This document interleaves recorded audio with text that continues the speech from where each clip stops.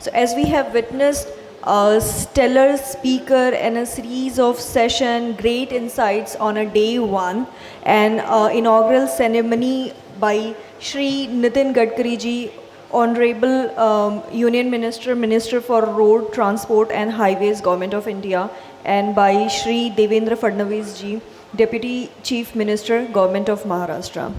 So with the day two, the first track which we have, the fireside chat with Rakesh Ranjan. So I request Mr. Rakesh Ranjan.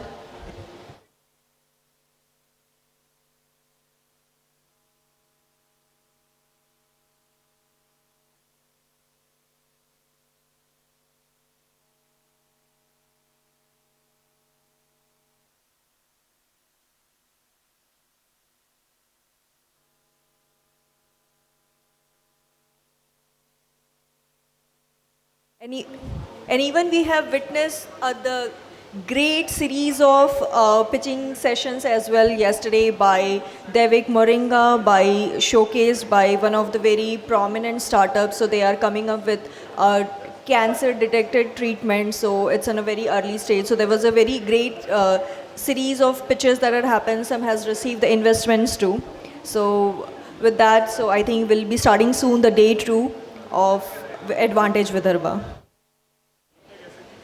I request all the participants to please settle down. We are starting a session for the day two. I request all the participants who are standing outside the hall C, please settle down. Please join inside and please settle down.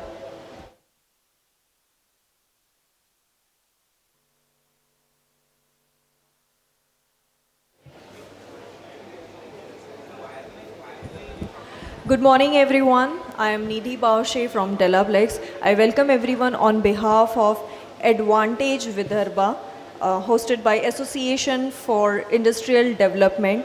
The startup track Vidarbha Entrepreneurial Odyssey supported an incubation and ecosystem partner by GH Rai Soni TBI Foundation and InFed IM Nagpur. So we have witnessed the stellar speaker series of tracks, session, navigating the investment, strategic investment, what would be the future. We have even witnessed the startup showcase at IM Nagpur Incubation InFed Center. We have even seen the series of pitches. Some startups have received the investment also in yesterday's pitch session. So with that, we are starting with the day two of Advantage Vidarbha, and the first track, the fireside chat with Rakesh Ranjan, CEO Delivery at Zomato. So I request Mr. Rakesh Ranjan to please join the dais, and session moderated by Mr. Shashikant Chaudhary. I request Mr. Shashikant Chaudhary to please join the dais.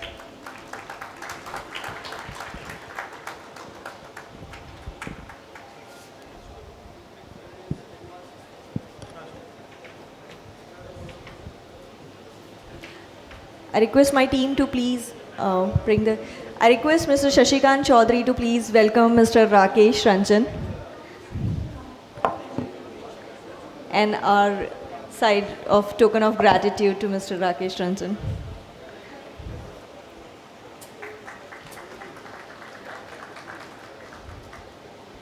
I request Dr. Shivaji Dhabar to please welcome Shashi sir.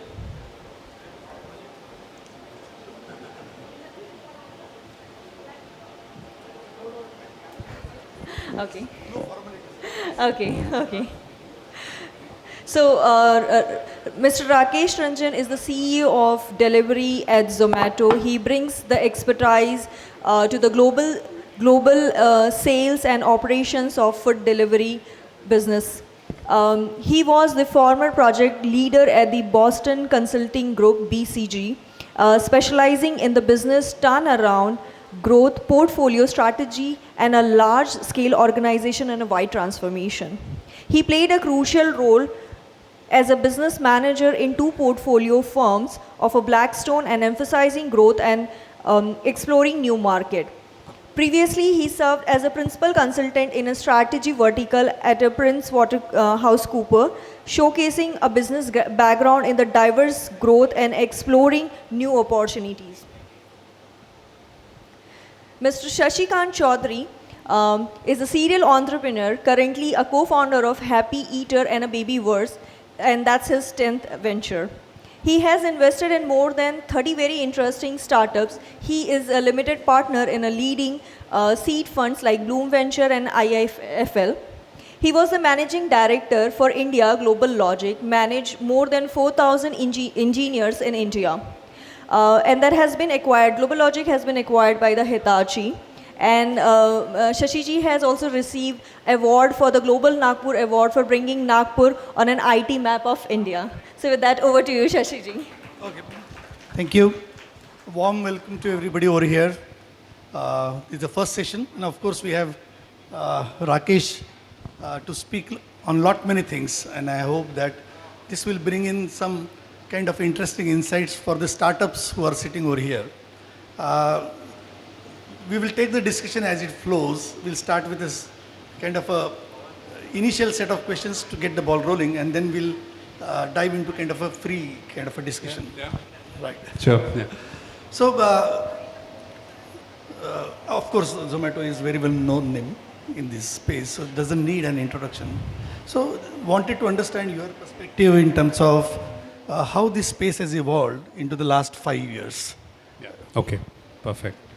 First up, I want to start by mentioning that when I joined Zomato almost 7 years back, Nagpur was the first city that I had launched at Zomato. So I hadn't shared that with you as well. So in many ways, Nagpur is pretty special in that way.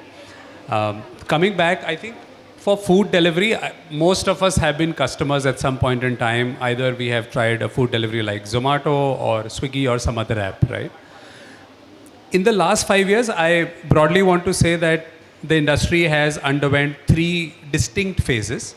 Phase 1 was about, largely about, I would say that a lot of customers who moved to online food delivery, if they would order food, they would order typically stuff that they wouldn't get otherwise, right? So, for example, if I have access to obvious food like North Indian, etc., I would not use food delivery for North Indian. I would use food delivery for only special things, right? Things that I cannot easily get. That was almost the first 1.5 to 2 years. When all the food delivery players started investing quite a bit and you started getting a lot of regular customers on board, that's where people started saying that, okay, for my regular food needs, I'm happy to order food as well, right? So all the butter chickens and the paneer lavabdar started getting ordered as well, which didn't used to be the case before, right? Initially, it used to be largely, let's say, pizza, right? Or desserts. The third stage where we are in right now is where customers are expecting a lot more from food delivery. So people are saying, I don't want to go and have a Rajasthani thali experience and spend 1 hour going and coming back. I want that experience at home. So can you deliver that experience at home? So we are now in a stage where I would say it's a lot more become about experience. It's a lot more what we internally call as use cases, right? So for example, I'm sitting at my office desk and I want a meal that does not lead me to unpacking a lot of boxes. It has to be easy for me to eat at my desk. So now people are saying, can you get me a desk-friendly packaging meal? Right? So it is becoming now very use case specific. So that's the stage we are in right now, and of course it has its own challenges. Interesting, very interesting insights in terms of how the preferences and how the business is also evolving in that stage. Now, in this journey, and I believe you are in Zomato for the last 7 years now? Yes, yeah. Yes. And in fact, you were the first ones to launch the Zomato Gold, as we heard. Yes, yes. So he was the person, so people who are carrying the Zomato Gold card, Ame is sitting over here, and Ame, when the introduction was made, and Ame said that I'm a Zomato Gold, and he said he launched Zomato Gold card, per se. So, just in terms of like, we talked about how the business is changing, but in terms of there's the competition is also heating up, the landscape is also changing. So how do you see, the challenges for the Zomato in the current state, and how you are addressing it? Let's take just the last 3 years kind of a time zone. Sure. So we are a multi-stakeholder business, right? Because Zomato does not cook food per se, right? So we have multiple stakeholders that we work with. Restaurant partners are one key stakeholder because they are the ones who prepare the food. Our delivery partners who work with us are the ones who provide last mile, so they are another key stakeholder. Third key stakeholder is, of course, customers who place orders. And fourth stakeholder we internally call as people who are working at Zomato, or we call them as Zomans, right? So anything and everything that we do, we try to keep all the four stakeholders in mind. And there are challenges across all four and opportunities, of course, right? So I think all of the challenges emanate from the fact that customers expect a lot more. So we have been very customer obsessed, right? So we don't call ourselves as customers first, we call as customer obsessed, right? So whatever opportunities or challenges come in the life of customer is how we try to shape each stakeholder around that, right? So to give you an example, let's say if a customer, taking the same example, if a customer expects that they want desk-friendly meals, now each of the stakeholder needs to evolve like that, which means internally, Zomans need to think about what solutions and how do we deliver these solutions. Restaurant partners need to think about what kind of packaging they should do and how they should box a particular food. And delivery partners need to think about how well can they carry this food and how appropriately can this carry this food. One of the core things that we have used as a, I would say as a simple guidance for us to solve no matter what challenge comes, is we always try to put it on customer first. So we think, okay, what is it that the customer would really want? And then it becomes easy for us to navigate through the challenges, and the multi-stakeholder system that we have, it becomes easy to navigate that, right? So that's the base of challenges. Having said that, what are some of the challenges that exist? I think one of the biggest challenges that exist is that if you look at as a business, the larger cities will grow organically now. They won't have as fast a growth, but the smaller cities will have a lot of inorganic growth.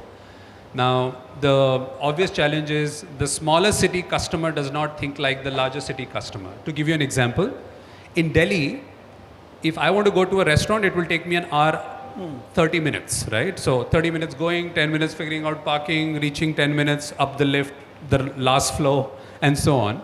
But in smaller cities, convenience is not necessarily a big issue, right? And our business has been created on the back of convenience, right? So when you start going to smaller cities, how do you continue to maintain the same value proposition where convenience is not that high a value? So that's a clear challenge, right? That's the kind of challenge that exists on the customer side. On delivery partner side, one of the biggest challenges that exist is that we have very high churn. I'm sure you would be reading like, let's say a IT company has 30% annual churn, right? Our weekly churn is 2.2%.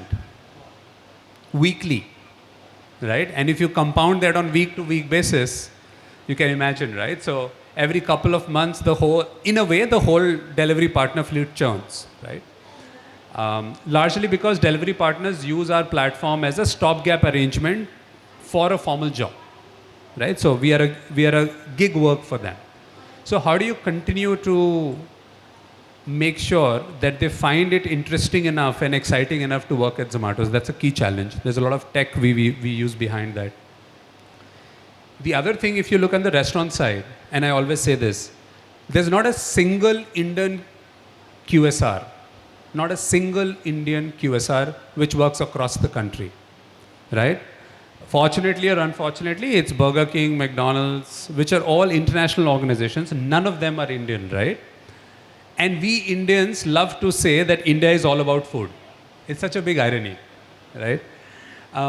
So on the restaurant side, how do we create the right supporting ecosystem for restaurants to be able to scale? Because in India, restaurants have largely been family businesses. And for some reason or the other, family businesses have a certain amount of scale that they keep in mind and they don't want to go beyond that scale, right? So how do you create structures that restaurants should feel that we want to scale? So that's one challenge on that side. On Zoman's side, the obvious challenge is how do you continue to remain an organization that most talented people would like to work? Right? So I always say this, that the worst thing that you can do with really smart people is to make them work with average people, right? So how do you continue to attract a lot of talent which continues to work on high-end problem statements? So challenge is multifold, but it's important to have a stakeholder first view, because then you can create the right solutions. So, I mean, that brings in one more question. Yeah. The question would be that you mentioned about the 2% kind of a weekly kind of a churn. Yeah. It's a huge in terms of like. It's huge, yeah. It's We have almost 4 lakh changes- riders on board, so you can imagine how many riders churn every week. Correct. And your customer experience is largely controlled by Yeah. your delivery boys. Yeah. I mean, what the name that carries along with it. Yeah.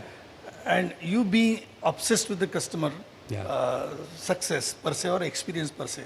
And this workforce, almost like a new organization you are building every 6 months. Yeah. How do you manage that? So I will try to keep it short because this answer can be very long. So again, 2-3 stages.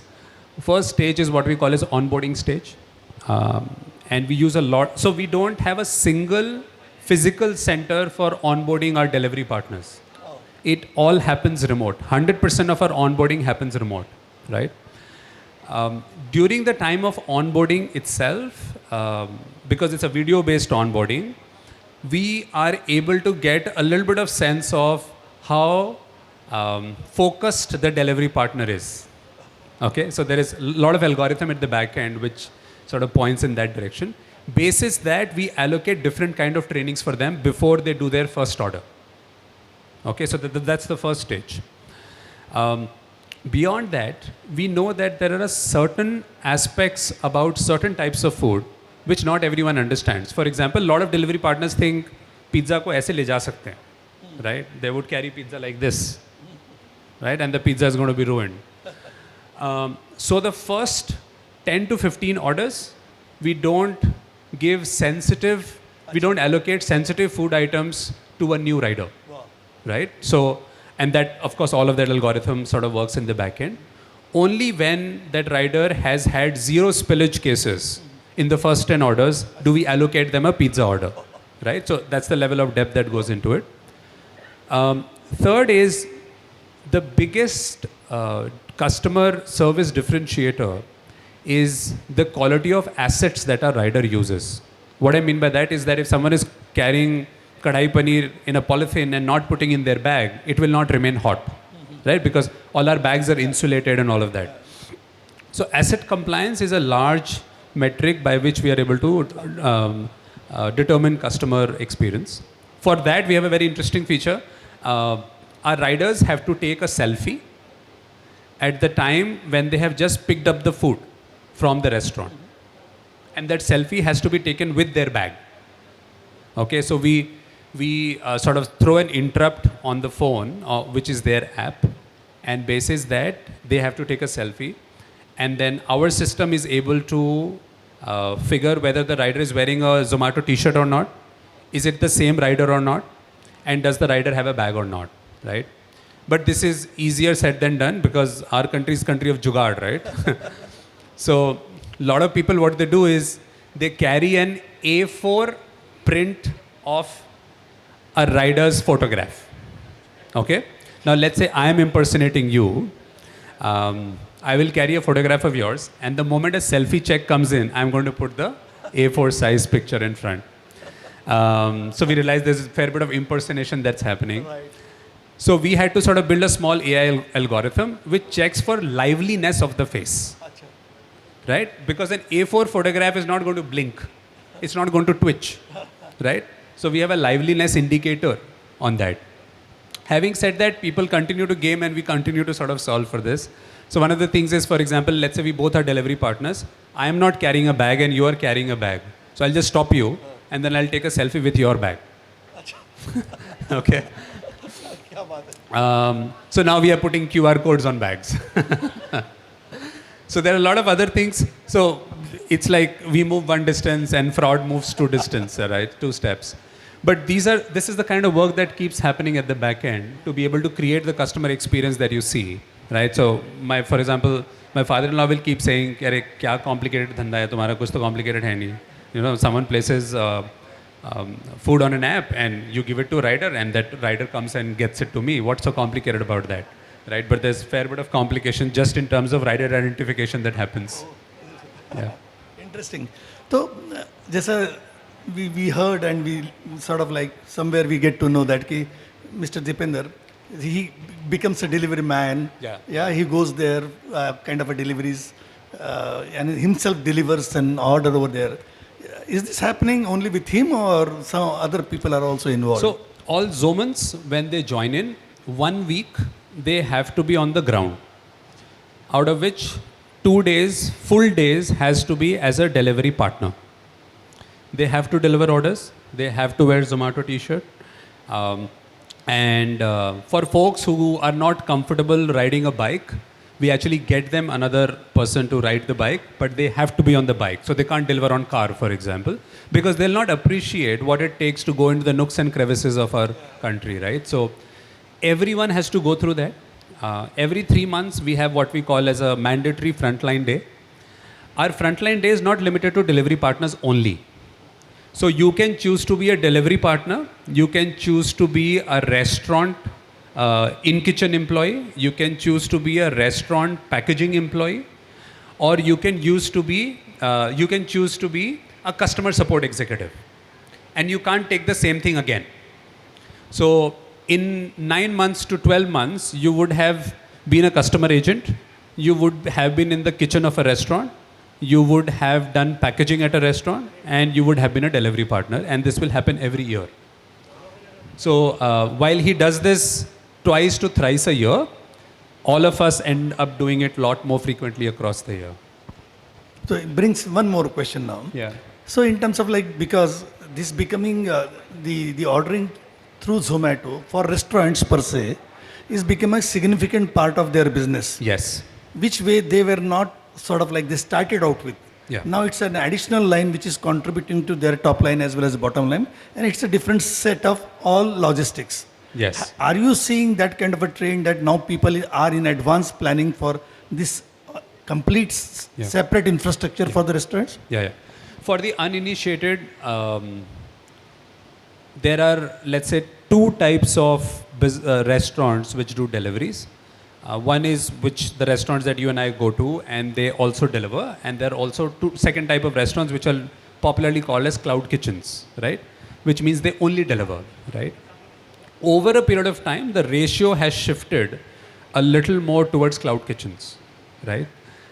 But the interesting part is that, let's say if I take a burger chain, which is largely on-premise, for them, 3 years back, let's say 10% of business was coming from food delivery, which has now become 40%, right? Now, if that is the world that I as a burger chain exist in, do I want to continue to have an expensive real estate infra to service the orders? The answer is no, obviously, one should not, right? Although a lot of Indian entrepreneurs have still not made that change, but some of them have started to make a change. So what is now changing is if I now want to open 50 outlets, I'm consciously thinking that I will only open 35 outlets which are physical and 20 will be delivery only kitchens because my business is also 60-40, right? So that is the change that now is happening. Even the largest of traditional restaurants, let's say Haldiram in Nagpur or Haldiram in North, are now starting to think about this strategy, where an X number of outlets will be physical outlets, but a Y number of outlets will be cloud-only outlets as well. Interesting. Yeah. So now, on the other side of the business, like yours, the competing with Swiggy's and Uber Eats and this space, apart from the local players, you are the kind of national players. Now there is this competitive landscape in that particular context, right?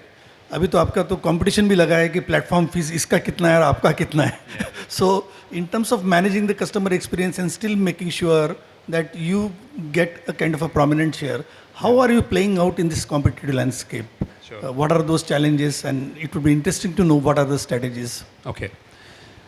What I'm going to say is something that a lot of you might not like right now. I think our biggest competition is home food. Of course, in India, when you talk about home food, there is a certain element of emotion attached to it, right? And I don't want to sort of trample that emotion in any way, because our mothers have sort of lovingly created this food for decades and decades for us. It also is the case because women participation in workforce is extraordinarily low in India, right? If you look at similar GDP per capita countries, we are among the lowest in women participation in workforce, right? So to give you some statistics, Asia Pacific minus India, women participation in workforce is 65%. That number is 27% in India. So we are 1/3. Yeah. So while of course I think attaching emotion to food is great, but we should not lose sight of the fact that this is not necessarily the profession of choice for all the women. Unfortunately, we have made it like that, right? So that's why we keep saying our biggest competition is home food, because we believe it's the most inefficient form of food making, right? I think broadly, as India progresses and more women join workforce, this will change. I launched Philippines for Zomato a couple of years back. And in Philippines, the women participation workforce is 85%. Right? Slightly higher than men. Men is at 82%. Right? So, and if you land up in Manila, and if the signboard's language changes, you will feel you are in Mumbai. It's exactly the same. Everything is exactly the same. Right? But in India, because of this, you see food delivery to be much more smaller. But there's another reason for it. It's also that in India, having food from outside is considered bad. Not because it is considered bad, but it at times is actually bad. Right? Because there is a lot of asymmetry of information. Right? Quality of ingredients that are used, quality of kitchen hygiene, etc. It's not up to the mark that even other similar GDP per capita countries would be at. So coming back, I think as women get more into the workforce, as restaurant supply and the quality of ingredients that restaurants use improves, the growth is going to be substantial. So that is a latent growth. Talking about competition per se, I think we love our competition. We love our competition because they keep us on our toes. Because this is not an industry that we are talking about that there is one pie and whoever gets a bigger share of the pie wins the game. The pie has to expand. How will the pie expand? When you will have better solutions in the market, right? So sometimes we get bored if Swiggy is not doing something new. Because if Swiggy keeps doing something new, we like, acha, hame bhi kuch naya karna padega, right? So it keeps us on our toes. So in a initial stage, high growth business, I believe competition is great. Maybe 10, 20 years down the line, I would say, okay, we are now really competing. We are now competing not against each other, but competing against inefficient food, right? Having said that, it of course sounds very flowery and nice. Real sort of one-on-one competition also exists, and we continue to fight that. But our biggest tool towards that is just being highly customer obsessed. So whenever we face a dilemma, we think, okay, is it going to work for the customer? If it works for the customer, it works for us. That's been our core strategy all the while, right? So, and that's why you will also see that irrespective of whether folks have both the Swiggy or Zomato app, when it's an important meal, they would typically order from Zomato, right? So that's the mental recall that we've always been able to build, that we will always be customer obsessed, and that's our biggest strategy. So in the context of this, we were talking about the platform fees, right? कभी 3 रुपए, 5, 10, ये तो airline जैसा हो रहा है, variable चलते रह रहा है अभी, और उसी में अभी मिक्स आ गया ONDC. हाँ जी. Right. So how this mix is going to play out for all the players? A lot of players are there in the e-commerce and food deliveries and that stuff. Yeah. I'm going to take a parallel, right? When Patanjali came in, everyone started taking the nails around for HUL's coffin, right? And they said कि अब तो बंद करने का time आ गया है, HUL, Dabur सब बंद हो जाएंगे, right? But what happened is that after they came in, actually the growth of branded FMCG products went through the roof, right? So whenever a competitor comes with a very different proposition, most of the time it expands the market, right? Most of the time. And the best brand with the best customer service over a period of time will hopefully survive. So in that way, we see ONDC as a positive move, that it will bring a lot of restaurants who could not or would not want to work with Zomato or Swiggy for some reason or the other, right? So as more and more restaurants come in, more and more customers will come in, and hopefully the industry will expand. So that's how we see ONDC, right? On the second side, on platform fee, see, I think one has to understand that what is the real cost of ordering food and what is the opportunity cost of ordering food.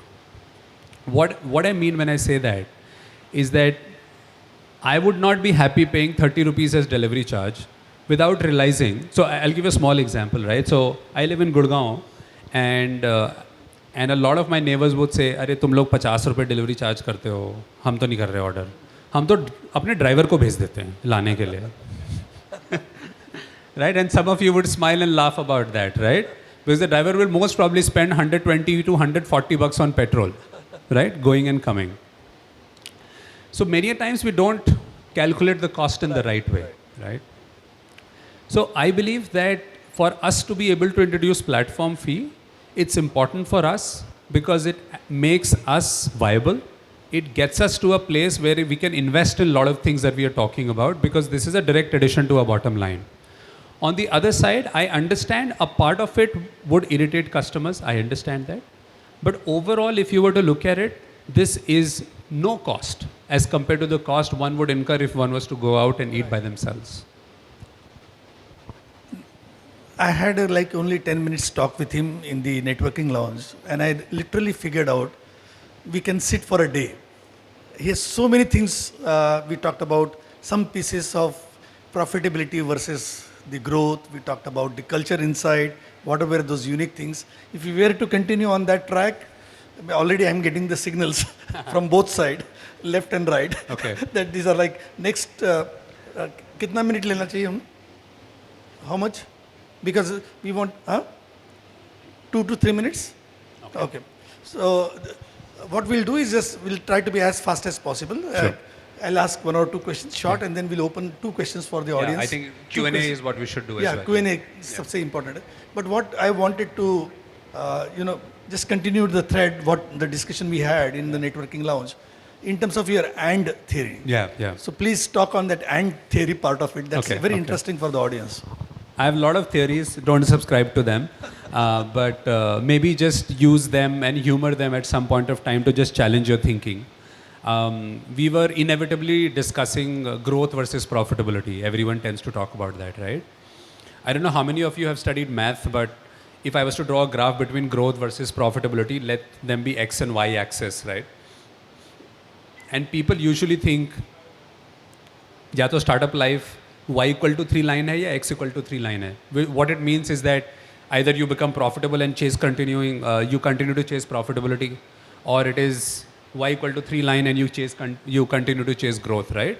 But actually it is y equal to x line, which is right in between, right? So to give you another parallel, and I was taking this example with Sashikant, is that many a times we think that growth and profitability are relay races. Growth वाला भागेगा और profitability वाले को अपना button दे देगा, फिर profitability वाला भागेगा, फिर अपना बटन लेके भागेगा, right? But it's in many ways it is like a rally race, right, where one of them is driving the car and the other is navigating it. So it's very very important for us to think कि growth and profitability है और नहीं है. Because you chase one, there is no way on earth you can become profitable without growth. Impossible. And there is no way on earth you can get more growth without being profitable, because you will not be able to finance that growth, right? In everything, one has to think about and all the time. So for example, we think either we can work at very good speed or we can have high quality of execution. We say no, it has to be speed and high quality. So at every stage, if you start applying the and mindset, there's actually a book also by this name. It's called The And Mindset, literally. one would actually stop having these conflicts in mind. So it's very, very important, right? We became profitable because we were growing very fast, not vice versa, right? And not versus. We will continue to remain profitable if we continue to grow. If otherwise, we will not continue to remain profitable, right? So I think that's a very, very important mindset that one should start thinking. And inevitably, most of the time, whenever we face two conflicting choices, we think consciously what would be the end of it, and we try to work on that. Right, right. Just very quickly about the culture part of it. Yeah. It's a unique kind of a mechanism you follow inside your organization in terms of getting the feedback, but I would Yeah. quote it, there is a negative connotation to it. Yeah. So just one or two lines Yeah, on maybe that. just that. So we are slightly weird in terms of where we work, and at times that can be seen as I would say fairly rough and brutal as well. But if the whole organization lives that culture, it does not remain like that. What I mean by that is that we have a very unique feedback process where number one, there is no annual or 6 monthly feedback cycles. There are no feedback cycles. If I want feedback, it's my job to get feedback. So no one rates me at the end of every 6 months and 12 months and writes a nice feedback or a bad feedback and submits it on an HR portal. None of that happens. We don't have any internal HR portals at all. None. Zero. Right? Because those few days in the organization, everyone is just doing feedback. There's no work that's happening, right? और कुछ होता नहीं है. Because feedback क्या होता है? Is that I'm sitting with you and you're giving me some nice, there is a concept called sandwich principle. I don't know if you have heard of this, right? कि पहले ऊपर एक soft feedback दो, फिर नीचे एक soft feedback दो, बीच में थोड़ा hard feedback दे दो, right? It doesn't help at all. So we have an internal policy that if I need feedback, I should go out and seek feedback myself. And the feedback that I should see has to be negative feedback. I cannot ask for positive feedback, right? So I would go to you, I would schedule a meeting with you, and I would title it one-on-one negative feedback, okay? What it does is when I ask negative feedback, automatically you become more constructive about negative feedback, right? Because now I have given the responsibility of negative feedback to you. So you will not give random negative feedback that you're not doing good work. That's crap, right? Right? So you will tend to also give more constructive negative feedback, and that will actually help me. So the idea is if we do this enough, then hopefully the talent density in the firm keeps going up. And as I was saying right at the start, hopefully then there's good people who don't like working with average people will actually have more and more good people to work with. Interesting. Just we are already overshoot the time, but two questions, only two questions, please. So, एक यहाँ से लेंगे, एक यहाँ से लेंगे, बस. Yes, Amit. ये ले लो.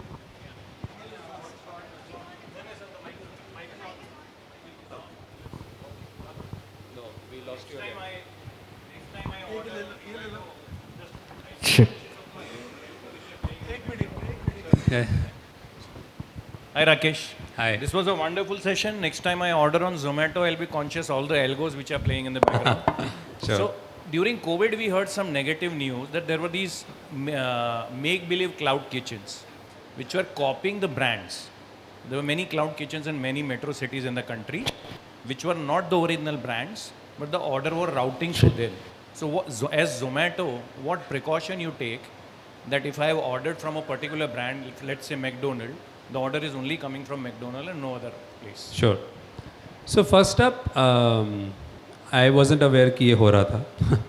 But having said that, so how many of you have seen a brand called Adidas? Not Adidas, Adidas. Some of you. Some of you would have also seen a brand called Pumo and not Puma, right? Some of you would have seen Nike and not Nike. So such counterfeits keep happening, right? We are not law and we cannot enforce law. Having said that, if someone copies the name McDonald's, then we can, right? Because that name is registered with us. So if someone alters the spelling of McDonald's and calls it whatever, right? It calls, for example, KFC could be KFK. There's a brand by the name KFK, right? We can't change that. So when customer orders from McDonald's, the order will always come from McDonald's. There's no way on earth it can be routed from anywhere else. It's not possible, right? Because our systems are backward integrated to them, and it actually takes a month and a half to be able to create that integration, right? So even if I decided as the CEO of the business that this order has been placed on McDonald's, but it goes to Burger King, it's not possible, right? So that doesn't happen. But of course, counterfeiting happens in a country. There, my strong advice is most Indian organizations say, "Mujhe kachehari nahi jana hai," right? They want to avoid going to kachehari, and hence they leave the sort of implementation of law to some other agency. They should not do that. They should go ahead, file a suit if required, and most of the time, just getting a legal notice itself, makes them sort of get slightly scared and not do this and continue to do this forward as well. Yeah. Okay. One question.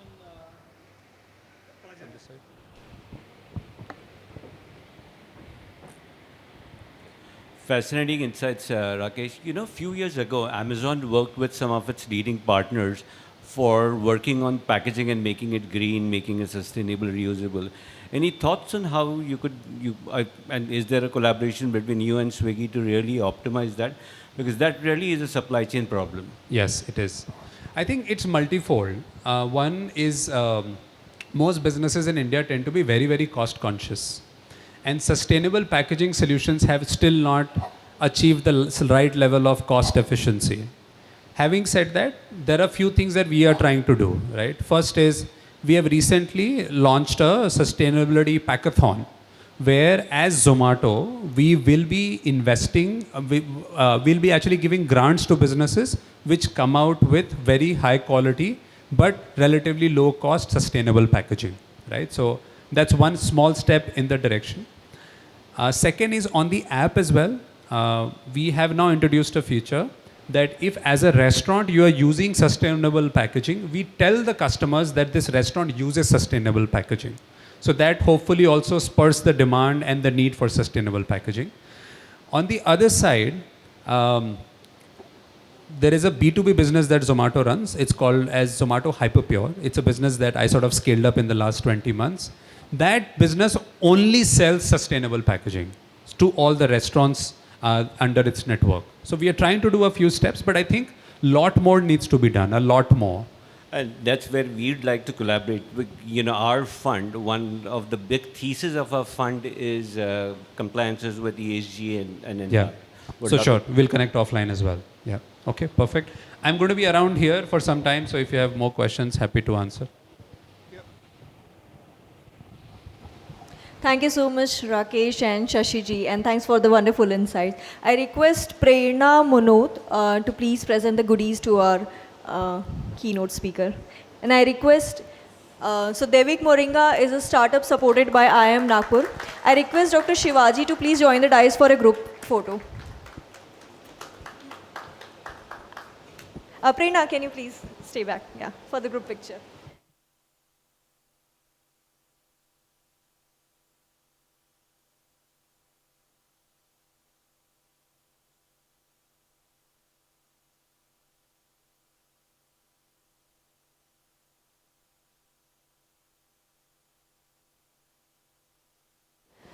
Thank you, Rakesh. Thank you, Shashi sir.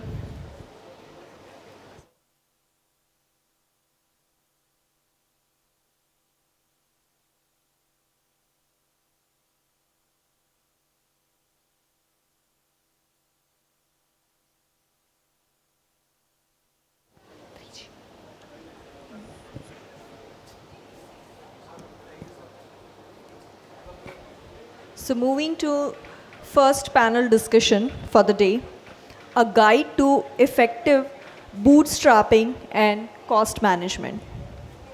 And the speakers are Harshika Paliwal, Principal at Ford Capital. I request Harshika to please join the dais.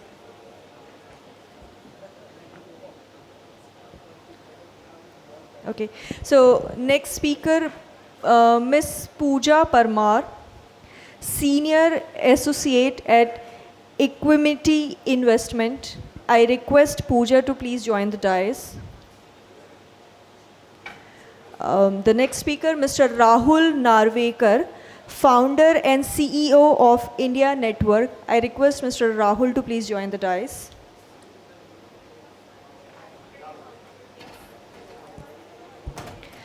Mr. Pankaj Bansal, co-founder at Carrot Capital. I request Mr. Pankaj to join the dais. And moderator for the session, Mr. Purushottam Modani. I request Mr. Purushottam to please join the dais.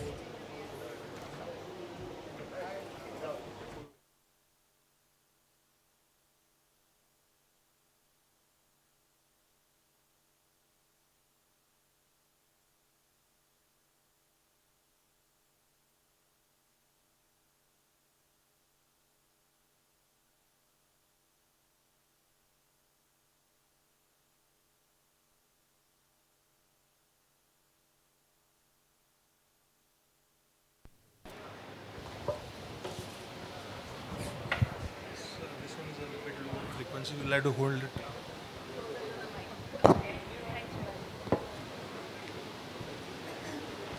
Hello. Hi, everybody. Thank you, Shashi, and the team here for this wonderful event and giving us the opportunity to interact with this wonderful crowd. So, next 30-40 minutes we'll be talking about bootstrapping and effective cost management. That's the flavor of the season because everyone is talking about funding winter and how do these startups survive, sustain and stuff. So I'll start with quick introduction of myself and the team here. Myself, Puru Modani. I have been angel investor for a decade and a half now, one of the early angels in India. The founding member of Mumbai Angels, and after that I founded quite a few startup networks and their chapters. So I founded Goa Angels Network, the Hyderabad chapter of Mumbai Angels, the Jaipur chapter of Mumbai Angels, then Marwari Angels. All this is pro bono, otherwise we are a diversified business group with interests across sectors.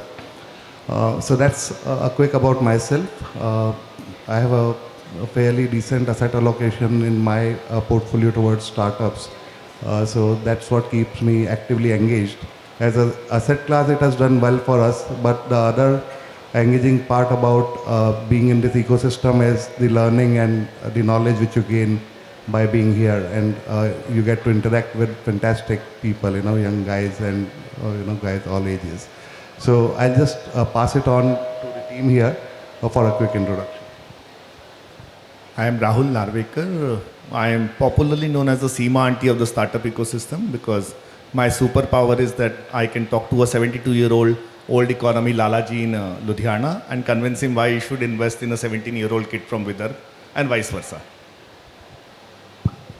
Namaste friends. This is the first time I'm speaking in a Mahotsav. I've addressed conferences, but I heard Mahotsav, so delighted to be here.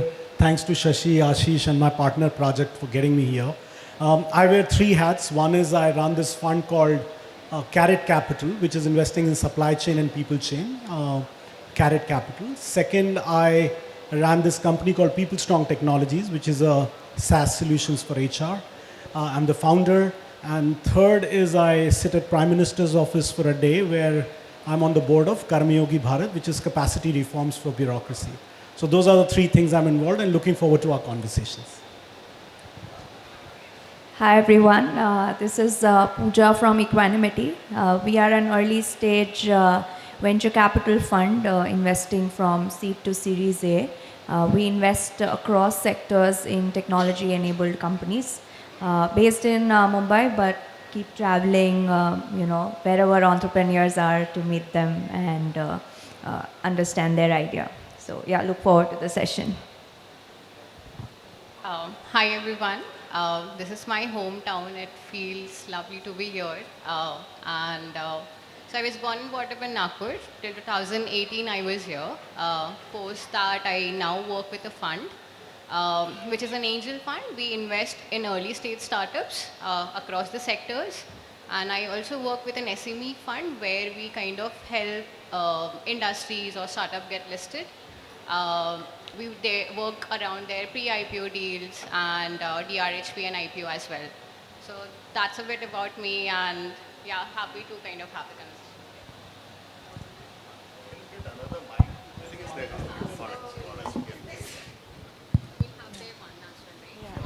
On the tables.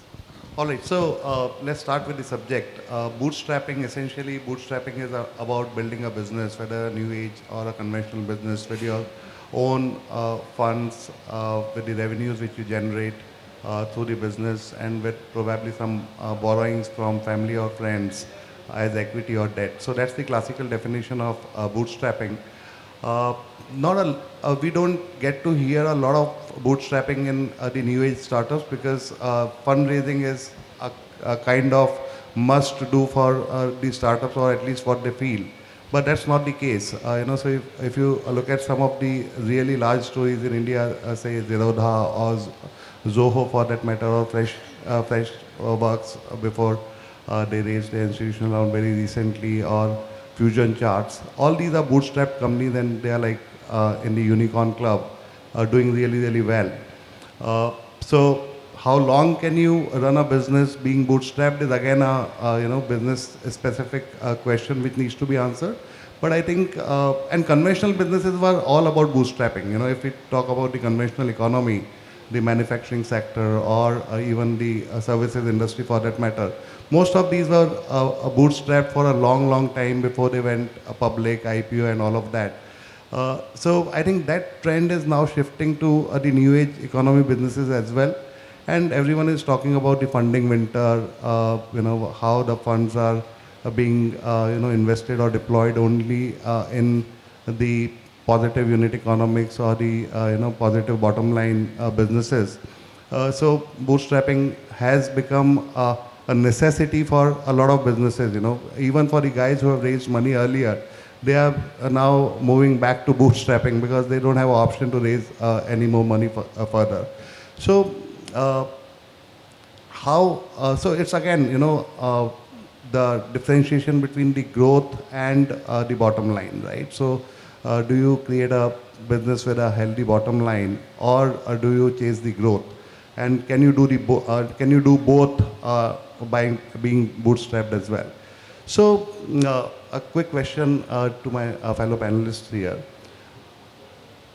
growth versus unit economics. What do you guys think has to be the objective, and till how long does one need to sustain with bootstrapping and compromising on growth, if the unit economics is working for them? सो पुरु मैं अपनी story बताता हूँ, ठीक है. 2009 में accidentally मैंने company में we became को फाउंडर्स कॉल्ड fashionnu.com. तो मॉडल ये था कि हम जाते थे लग्जरी ब्रांड्स के पास, बोलते थे आपका जो भी डेड स्टॉक है, पुराना सीजन का स्टॉक है, वो हमको लाके दे दो, हम इंटरनेट पे बेचेंगे. 2009-10 में e commerce was not very prevalent, तो 4 महीने लग गए to convince the first brand कि भाई साहब आपका डेड स्टॉक दे दो, कंसाइनमेंट पे लूँगा, बाय आउट नहीं करूँगा, वेबसाइट पे फोटो लगाऊंगा, कस्टमर जब खरीदेगा आपके वेयरहाउस से पिक करके डिलीवर करूंगा, 30 दिन के बाद आपको पैसे दूंगा इनकेस रिटर्न आता है. तो पहले तो सबको इतना झंझट, 1-2 पीस तो बिकेगा, ठीक है, समझ नहीं आया. चलो, we launch on 15th of January 2010 with 5,000, so closed site, members only. DKNY handbag 75% off. We sold out in 4 hours. Sales of January, if I remember correctly, 7.5 lakhs, 15 days. February 27 lakhs.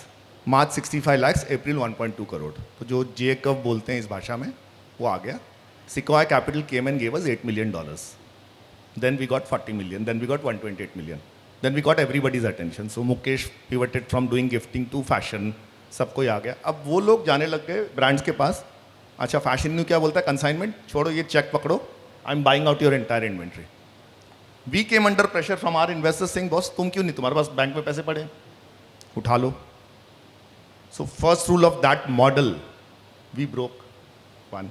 2 is, investors are saying, boss, I want growth. Because मेरे को तो, मैंने अगर 40 million डाला at a next valuation, मेरे को उसके ऊपर जाना है. So screw profitability, do losses, chase growth. अब as a entrepreneur, एक तो आप you excel in one thing. आपने कुछ एक प्रॉब्लम फोड़ दिया है, ठीक है, like Saurabh is cracked agri-tech. तो अब सौरभ बोलते हैं हाँ ठीक है ये चीज़ है. अब suddenly you are surrounded by people who you think are smarter than you because they are the sequoias of the world, they are the light speeds of the world. They are telling you their version of what's happening in the world. आप बोलते हैं हाँ यार ये सिक्वाया है, ये सही बोल रहा है. तो अगर ग्रोथ के लिए प्रॉफिट सैक्रिफाइस करना मैं कर रहा हूँ. अब सडनली कुछ पंगा हो गया वर्ल्ड में, बाइजूस ने आत्महत्या कर ली. अब सडनली सेम इन्वेस्टर आके बोलता है अबे पागल, नहीं पार्ट टू प्रॉफिटेबिलिटी. अब मैं 120 की स्पीड में आप मेरे को बोल रहे हो भाई टर्न मार, मैंने कभी उस स्पीड पे गाड़ी चलाई नहीं है. तो आज की date, and I have luckily I am 51, I have seen all this curves right, कि सडनली पहले वर्ल्ड इतना कनेक्टेड नहीं था तो टाइम लगता था वो स्पीड में. अभी क्या होता है, मेरी कोई गलती नहीं है, मैं सब सही कर रहा हूँ, बट मेरे सेक्टर में किसी बड़े हाथी ने कुछ पंगा किया है, पूरा डायनामिक्स चेंज हो गया है. तो एक तो बहुत सारे स्टार्टअप फाउंडर्स अभी स्ट्रगल कर रहे हैं कि फ्रॉम सेइंग भैया इंडिया इज द स्टोरी, ये है ग्रोथ एट ऑल कॉस्ट, तुम सडनली बोल रहे हो प्रॉफिटेबल कर. बॉस मैं तो अगले 18 महीने नहीं कर सकता. और दूसरा मैंने सोचा हाँ यार मैंने 2 राउंड रेस कर लिए, ये तो चलता रहेगा. अब सडनली फंडिंग नहीं मिल रही तो मेरे पास पैसे नहीं बचे. ठीक है. So challenge is as an entrepreneur for most of these people, and ठीक है, I'm elder, but all these young kids, they're good at something. Okay. ये growth chase करो, ये करो, these are phases. Because what most people don't understand, as an investor, it's also his business or her business. हम अपने LPs पे dependent है. अब LP ने suddenly बोला नहीं एडटेक तो बहुत सेक्टर ही खत्म है, करना मत. बट मैं अच्छा कर रहा हूँ नहीं, that doesn't matter. So all of these are trends. It is a very subjective thing. It depends on who you are, what space you are in, and also if you have good mentors, they'll tell you whatever. Even when you're doing good, make sure they have enough runway कि जब पंगा होगा तो at least survive कर जाओगे. I have seen last 1.5 साल में इतने startups who have gone dead because सब सही था but they didn't have cash in the bank and next funding नहीं आया. The best example in India is Taxi for Sure. So when Aprema and his co-founder, they got on a flight from Bangalore to California, they had not raised a significant round, जबकि ओला ने race किया था, ये सोच के कि मैं अपनी बैलेंस शीट अच्छी बनाऊंगा, वैल्यूएशन मस्त मिलेगा. जब वो फ्लाइट पे चढ़ा तो उसके पास 40 लोगों के ये थे कि भैया जल्दी आ, तेरे को पैसे देने हैं. जब तक वो लैंड हुआ 20 घंटे बाद पूरा मौसम चेंज हो गया, because there was a rape case in a Uber taxi in Delhi. Suddenly government regulation came, उसकी कोई गलती नहीं है, but suddenly nobody wants to meet you. And Taxi for Story is from being a potential unicorn, story over. So the lesson here is very simple. These are all waves. As an entrepreneur, आपको एक ही चीज करना है कि कितना भी अच्छा time चल रहा है या कितना भी खराब टाइम चल रहा है, पेट्रोल इतना रखो कि भैया मेरी गाड़ी चलती रहे. I think that's my learning. You know, we have bouncers. If you go out, they will bring you back. So don't go out. No, we were just, when I was listening to him and the question Puru, you asked, I think I look at it from an entrepreneur perspective. Every entrepreneur in early stage is trying to do 3 things: get investors, clients, and employees. Right? That's the sauce we are trying to build, a magic sauce that if we get ICE together, we'll win the game. That's all of us have to do. I'm not the best example of bootstrapping because I ended up raising in People Strong about $70 million way back in 2017 from multiples. However, if I just go back and look at the fundamental principle, I feel that you cannot build a factory on cash flows. So I just want to place it on record. There are examples, there are far and few. If you want to build a factory, you can't build it on cash flows. If you have decided that I'll build a factory on cash flows, then you better be smart. I was discussing with some people yesterday. For instance, then learn to charge advance from your customers, which is very hard in any model in India. Right? So I was discussing when we were running out of cash. I remember in 2009-10, we got a meeting with Mukesh Ambani. And in that meeting, we had to crack the business, but it was not profitability, it was not growth, it was cash. So I think I'm not a great fan of these profitability and growth numbers. If you have cash in bank, you're the king. So at that time, we got a project which helped us getting the cash in advance that changed our trajectory. Today, it's normal to get a 5 crore cash in a SaaS deal, which is a 2-year deal, right, in advance. So my only suggestion or a mantra will be that if you've decided that you will not scale by taking capital and debt options exist, you can of course look at it, but probably then convert your business model and learn how can I take advances. The moment you take advance and your DSO becomes negative, in the sense on day one I have cash, lot of problems will get solved. Otherwise, I will continue to say, we heard in the previous session, that we cannot compromise growth. Without growth, what is there to learn a company? Neither your investors employees or customers, none of them will be excited if you are just bootstrapping all your life with a similar size. So according to me, it's a misnomer. I think we have to learn the balance and walk in the middle path, is my take. Yeah, so I think the growth versus profitability debate, Rakesh put it across very well, and then the X and Y axis, you'll be able to see there's a single line where you meet both. But having, worked with a lot of companies post-investment, it's very difficult. I mean, it's not as easy as it sounds. I mean, one has to compromise or, one has to take a back seat depending on the stage and the cycle that you are in. But when you are starting, right, and it's ironical that I'm saying this because I'm an investor, but still, as a startup, when you are starting a business, right, try to raise the third-party funds as late as possible. Try to reach a certain stage with being bootstrapped or putting in your own capital or friends or family putting in the money to reach a certain stage. Because most VCs also would like to see some kind of traction, some kind of a product market fit before they build that conviction to invest in your business. So I would say, now how does that work as well, right? I mean, one has to be extremely tight and make sure that there are no leakages and wastages. Maybe we can delve more into how to do that. But I think your systems and processes will help you tap all those leakages that are happening in the system, and you have to have a very military approach in looking at the expenses that are happening, the major expenses that are happening in your company, and make sure that you're continuously optimizing, finding new vendors, and not just because you do not have funding as yet. Even after you get the funding, I think that approach should become a part of your DNA as an entrepreneur to make sure that you have a good enough runway, whatever the cycle is. So, yeah. So I guess all the major points were almost covered. So I'll just kind of give an example of one of our portfolio. Like we were evaluating, and so Daryaganj, anyone have heard about it? The butter chicken and the dal makhnis of Delhi. Yeah. So we were kind of helping them out. They were already profitable. Store level pay, they were profitable. They were doing around 5 crore monthly, and they had around 8 stores, 2 dark kitchens. They never raised money, never ever. They were once on Shark Tank, but that was because on the branding side. That really helps. Like I know as a founder, it really helps when you get a branding seat, right? But the thing here was that their major cost was around rent. They had premium tier 1 wali rent properties like Cyber Hub, DLF Ambience, like all of those sorts. Ekdam 6-10 saal ki lease hai. So imagine the rent they had to pay. So they had an option that they could take working capital, yeah, asset financing, and they don't really actually have to kind of spend money around it कि आपको अभी से equity लेना है. Equity का cost of capital is way more higher than a like normal debt, any structure. Like you will just kind of as a founder would kind of get to know थोड़े late stage पे, but equity cost of capital is way higher than any kind of debt.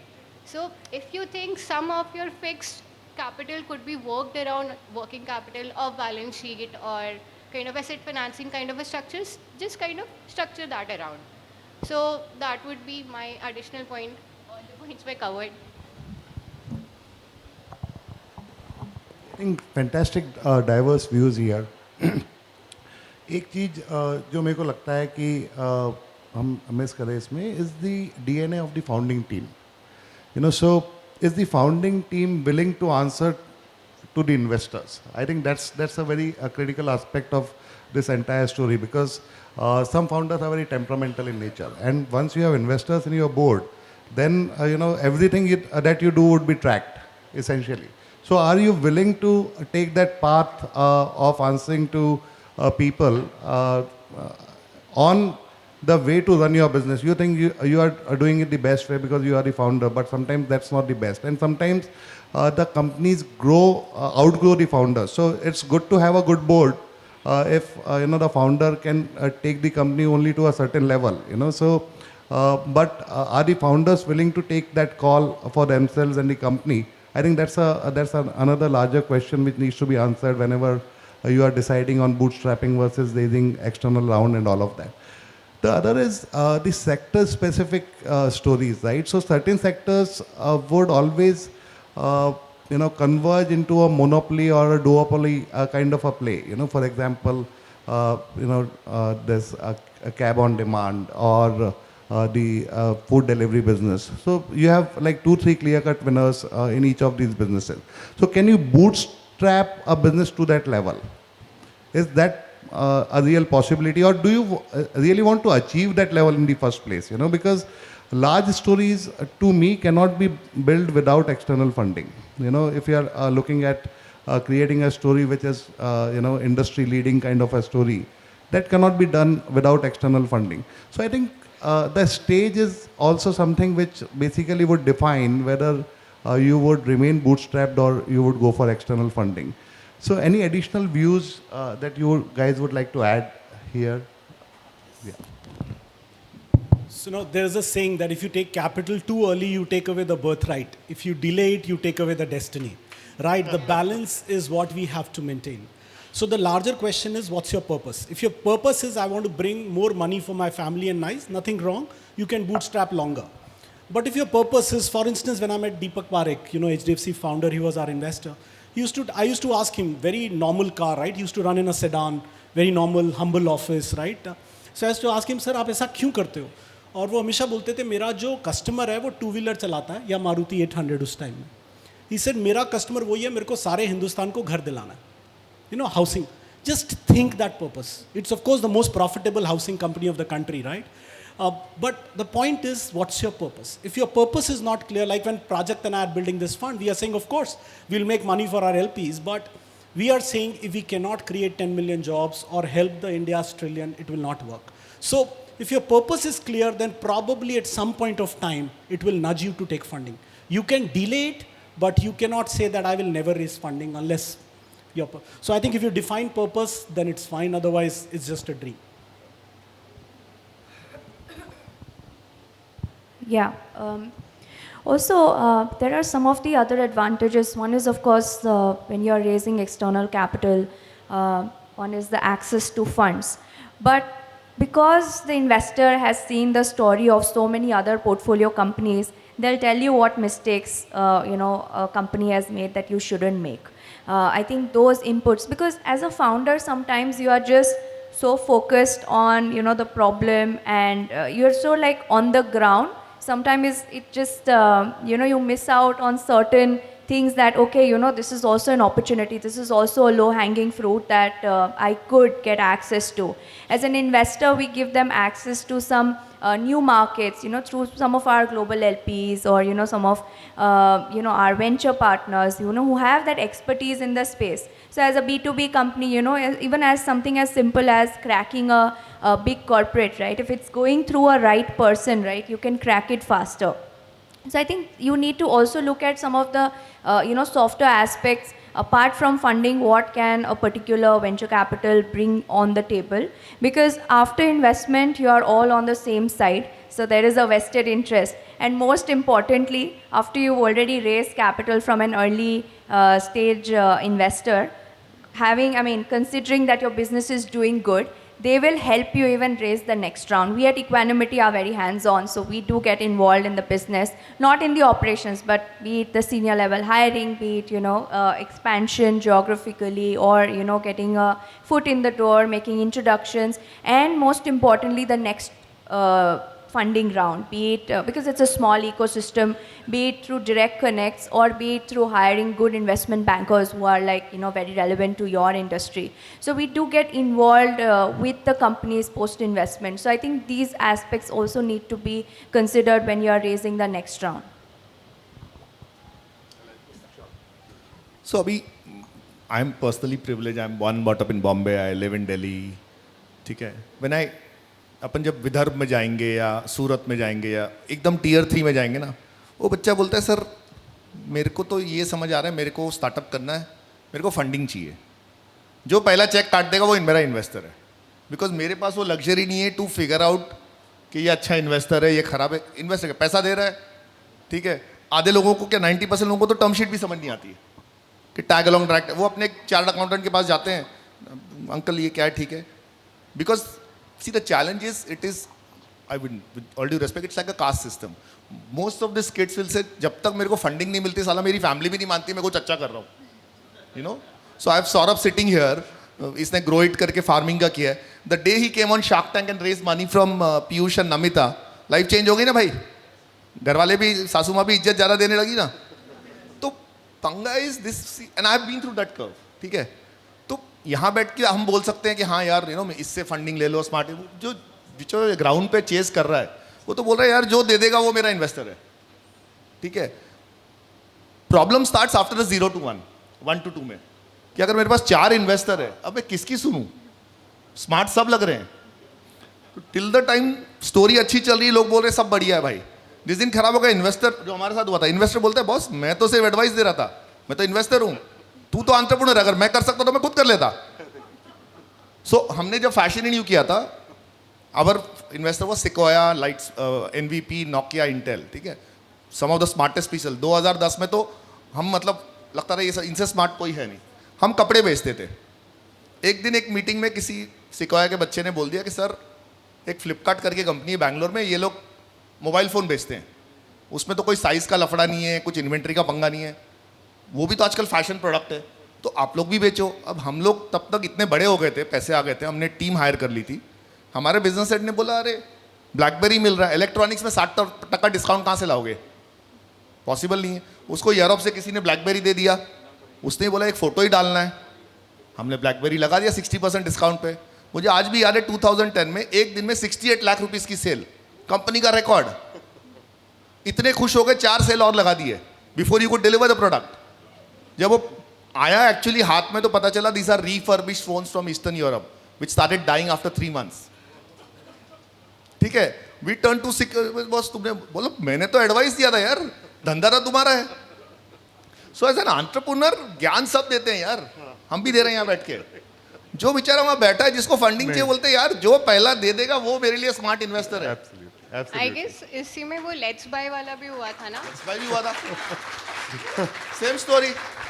So let's buy करके अपने ही दोस्तों की company थी, electronics बेचते थे। Tiger उस टाइम पे बाप था इकोसिस्टम का, लीफ एक्सेल, उन्होंने फंडिंग डाली और उनको बोला प्रॉफिटेबिलिटी भूल जाओ, ये फ्लिपकार्ट भी बहुत इलेक्ट्रॉनिक्स बेच रहा है, जलाओ पैसे, $20 बिलियन दिया। इन्होंने बोला यार टाइगर बोल रहा है लीफ एक्सेल, इन्होंने जलाना शुरू किया।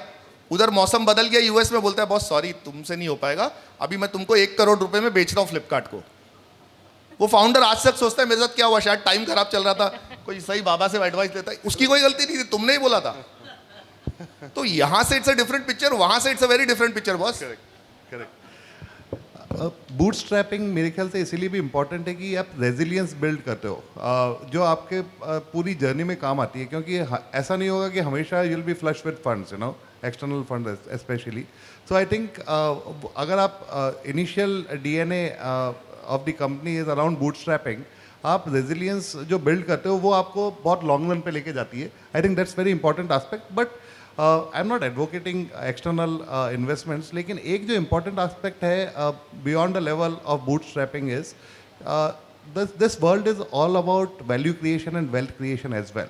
अगर आप बूटस्ट्रैप कंपनी हो तो आप ईसॉप पूल कभी नहीं बनाओगे, आप एक्सटर्नली फंडेड कंपनी हो तो आप ईसॉप पूल बनाओगे। और आपने देखा होगा फ्लिपकार्ट माफिया है या जो भी बड़े स्टार्टअप्स हैं उनका माफिया है, वो क्यों इतना कर पा रहे हैं, क्योंकि they had those ESOP pools and all of that. तो आई थिंक वो किसी ना किसी स्टेज पे जाके you have to think beyond yourself also, even if you are bootstrap company, that how do I create value for people who have been associated with us in the long run, and that can most likely happen only if you are a externally funded company। क्योंकि जब investors आते हैं तो वो तो कहते हैं कि सबसे पहले ईसॉप पूल बनाओ, अगर फाउंडर कहीं भाग गया तो लीडरशिप टीम को तो मेंटेन करना है। तो I think that's another angle to the story. Effective cost management पे हम क्विकली टच अपॉन करेंगे because I think we are running out of time. Cost management पे आप लोगों के views, quick views on where do you manage the cost on the demand side, on the supply side, on the operation side, what works the best way for new age economy companies. Let's keep it focused to that. So I think there is no single mantra for it, but I think the new age companies or the new age operating is your cost is defined by your people structure, right? It's a large cost if you look at it, unless you're looking at a non-people centric company. And your cost structures, if they are equivalent to the cost you, the people structure you have, I suggest a delayered organization or a squad structure. The companies which are doing very well have a squad structure, not the hierarchical structure. There is no 8-level hierarchy. You work basis the process requirement or the customer requirement. Be it a CEO or a vice president or a senior executive, they'll be a part of a team if they are relevant in that.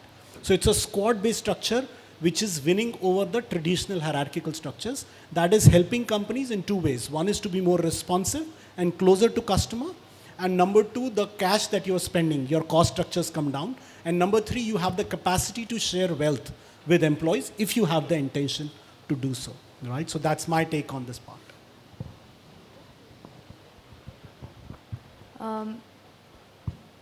Yeah, so maybe some few aspects that you can look at, right? Like just do, even if you are not from a finance background, like आपको costing एक समझना बहुत important है कि आपके कौन से 3 major expenses है.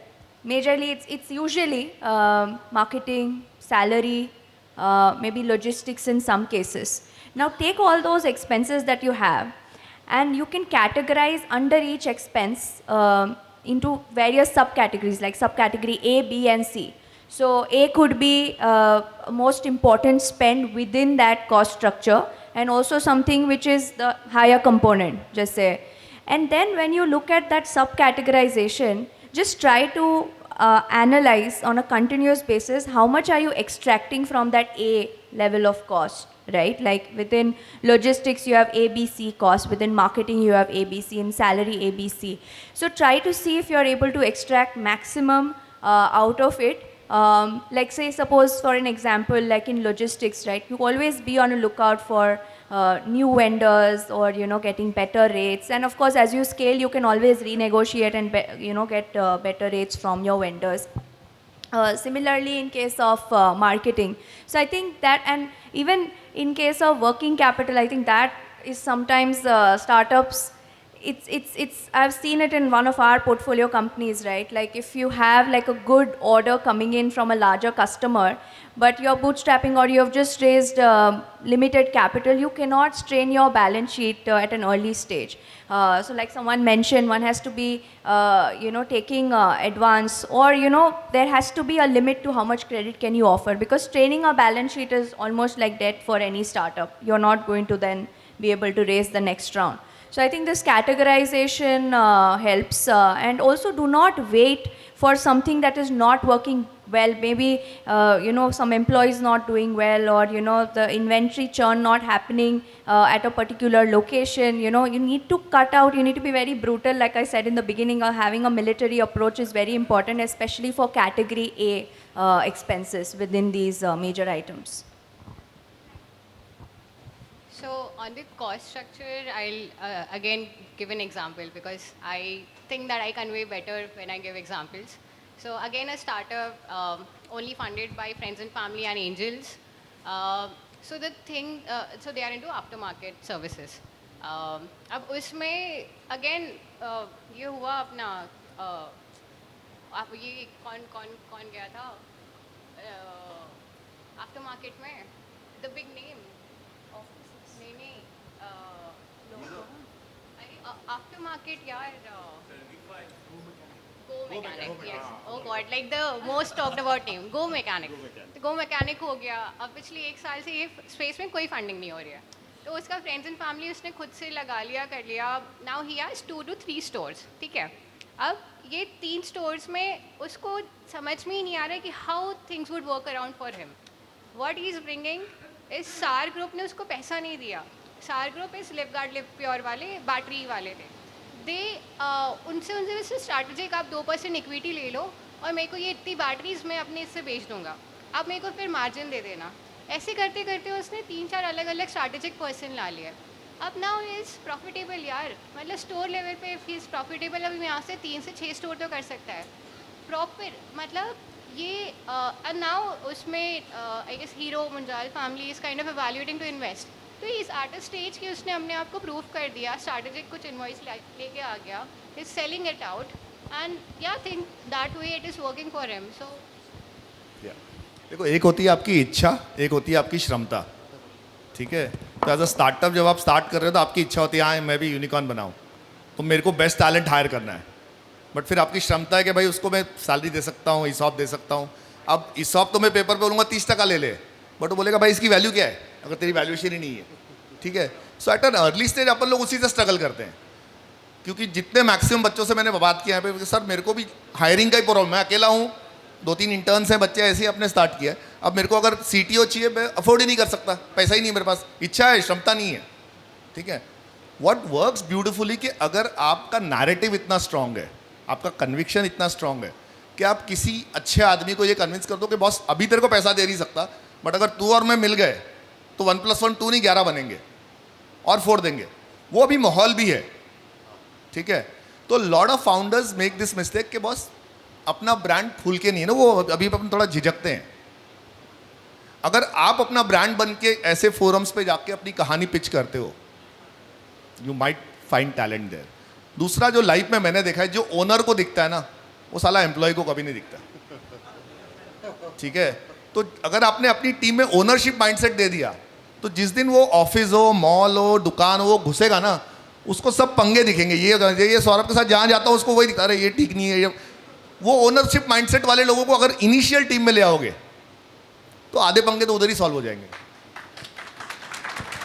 No, a fantastic perspective. इच्छा, क्षमता और एक इंद्री, मेरे को लगता है सारे स्टार्टअप फाउंडर्स की छठी इंद्री यही बोलती है कि हम सब यूनिकॉर्न बनाएंगे. तो वहाँ पे जाके स्टोरी कभी कभी थोड़ी सी गलत होना शुरू हो जाती है. I think we have run out of time and I am getting continuous calls from my back to close this session.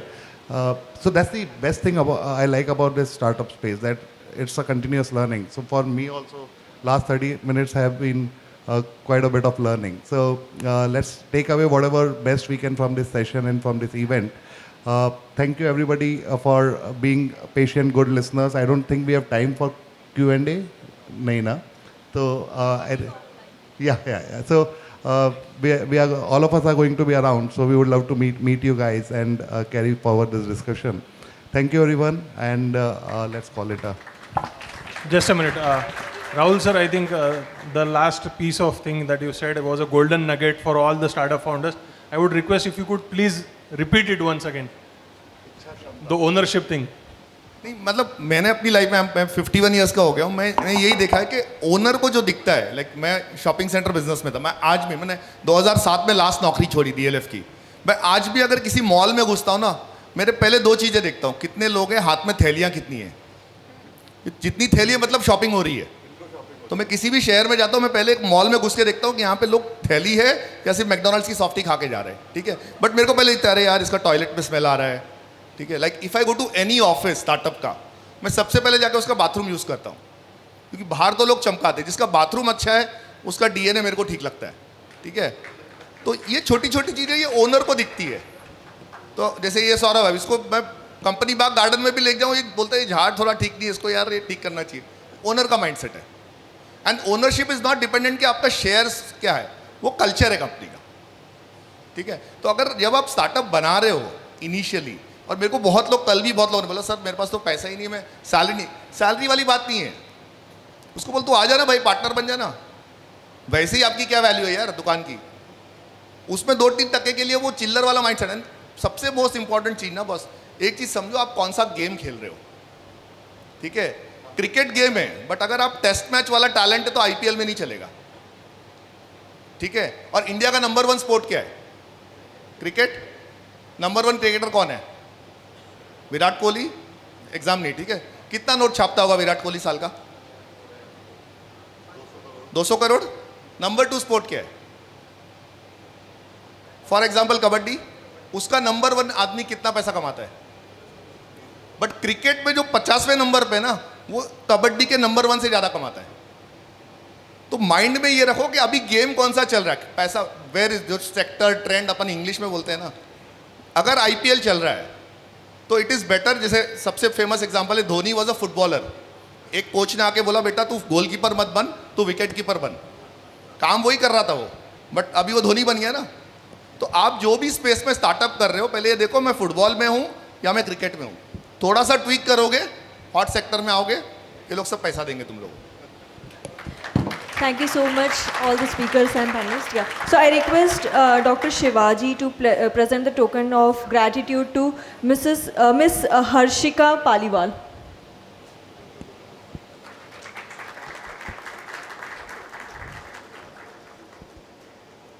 To Miss Pooja Parmar. I request Dr. Rizwan to present the token of gratitude to Mr. Rahul Narvekar.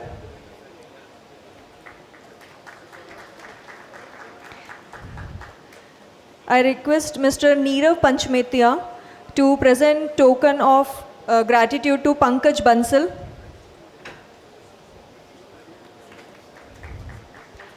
And Pankaj Bansal. And to Mr. Purushottam Modani. I request Isha to please join the dais for a group picture. Isha and Anisha for the group picture. I request Isha and Anisha to join the dais for the group picture.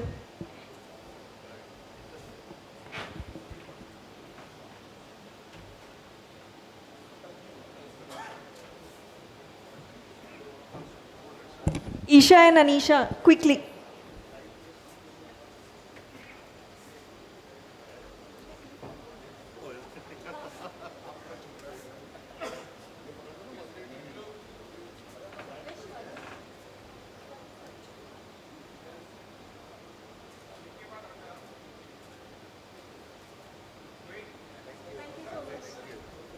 Thank you so much, all the speakers and panelists. Thank you. Moving to next track.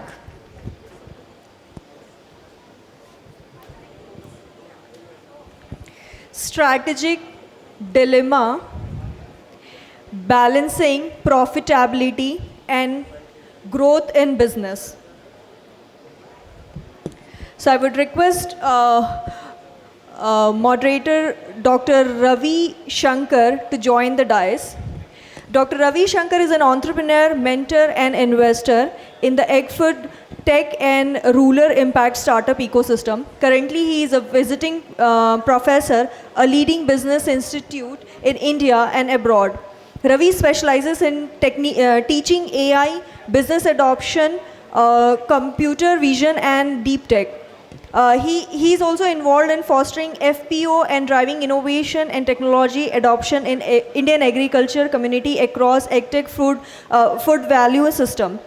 A seasoned agri-tech mentor and a numerous accelerator and incubator including USEP, UASD, CCAM, R-Venture, FARD Network, Agri Munch, IDEA, NRM, and FKCCI startups and Karnataka digital economy, contributing to an overall growth and development of agri ecosystem by virtue of being on the advisory board of NDRI, IIHR, Central Research Institute, ICAR, Government of India, MOFPI, ICRA SAT, and the Yara International, etc. So with that, I request our next speaker, Amey Belorkar, Senior Vice President, IDBI Capital Market, to please join the dais. Amey is a Senior Vice President at IDBI Capital Market and Securities Limited, where he manages the defense and aerospace venture funding. He demonstrated his skills in global delivery, IT, strategy, management, business relationship management, and a risk management. I request our next speaker, Mr. Manoj Kumar Agrawal, co-founder and managing partner, C Fund. So Manoj is actively involved in raising capital for the fund's second round, seasoned professional with over 25 years of extensive experience in business setup, project management, mergers, acquisition, fundraising. I request our next speaker, Mr. Hanuman Tripathi, Managing Partner, FinTech Vertical, and lead angel to join the dais. Hanuman is a seasoned leader with nearly 4 decades of experience, including 25 years as a CEO, successfully scaling banking and a financial service industry software solution globally. I request our next speaker, Vijay Singh Rathore, co-founder and CEO at Sunicon Ventures, a SEBI-registered INR 250 crore angel fund.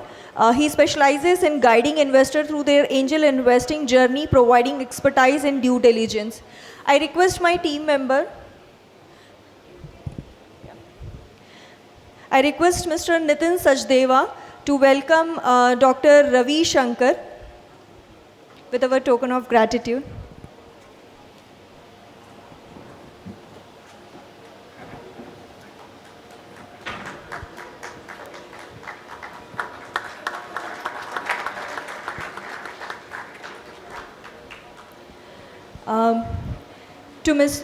I request Mr. Sachdeva to welcome our speaker, Amey Belorkar.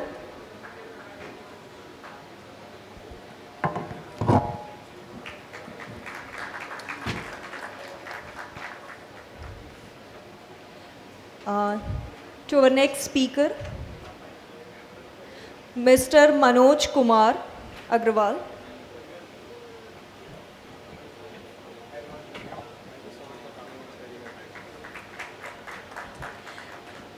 To Mr. Hanuman Tripathi.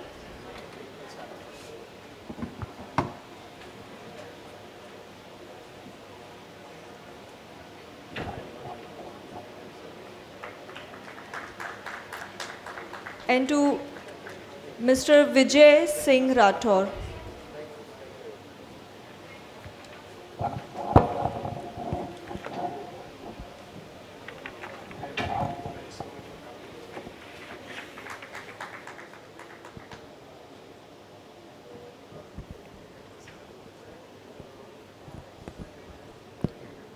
Over to you, Dr. Ravi. Thank you. And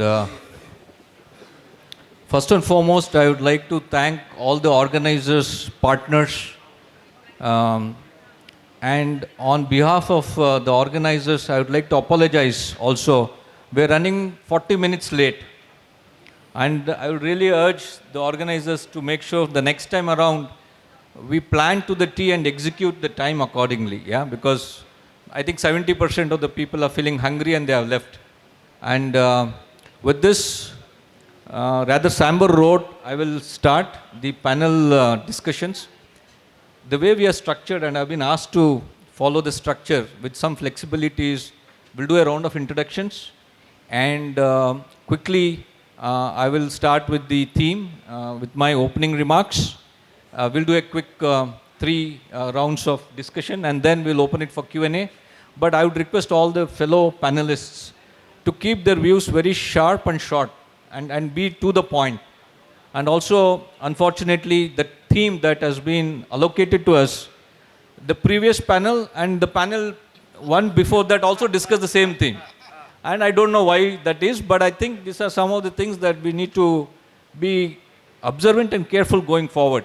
So with further ado, let's get started. The topic for today's panel discussion now is strategic dilemma, balancing growth with profitability in business. I repeat, strategic dilemma, balancing growth with profitability in business. When we say business, we'll focus more on startups because most of us, we have some kind of a startup background, though I can see that the panel is very tenured. So before I request each of our panel members to introduce themselves very quickly, very briefly, in 30 seconds each, I would say if you look at this panel, it is a marquee panel. It is also one with formidable collective wisdom. Vijay, can you quickly get started? 30 seconds, your... Hi everyone, good afternoon. So thanks a lot Ravi sir for the introduction, and so quickly about me, I am a chartered accountant and we run a fund called as Sunicon Ventures. It's an angel fund. So far we have invested into 40 startups in last 2 years. And we are sector agnostic. We love to see startups we are in early stage and someone who has built the traction. The topic, which is growth versus profitability, is kind of the day in, day out hustle we look into startups and the business we invest in. I guess that's a small intro. Thanks, Vijay. Anuman? Quick. So hi, good afternoon. My name is Hanuman Tripathi. I represent angel fund called Lead Angels from Mumbai, which is a 7-year-old network, which is now a Cat1 AIF. Successfully done 92 investments, about 10 exits. It has about 550 members. Very, very reputed all over India. I have recently joined them as a partner for having to build the fintech practice, which is a very unique proposition. I'm an IT industry veteran with about 40 years experience, having done my own very successful organization in BFSI tech for 20-25 years. Thank you very much. Thanks, Anuman. So Manoj, next please. Thanks, Ravi. Hi, everyone. Pleasure to be here in Nagpur, my first visit for an event like this. Thanks to the organizers for inviting me. I'm an early internet entrepreneur, started my journey way back in the late 90s as an internet entrepreneur with the start of internet in India, and been part of the startup ecosystem in the bust and now the boom. I would call the last about 15 years, the startup ecosystem has really boomed with the growth in the internet economy. So I run a venture fund called C Fund. We invest in early stage tech ventures. I've invested in about 20 from the fund. We are in our second fund. And I've also been an active angel investor, invested in about 25 companies myself. So that's a brief intro. Thanks, Manoj. Over to you, Amey.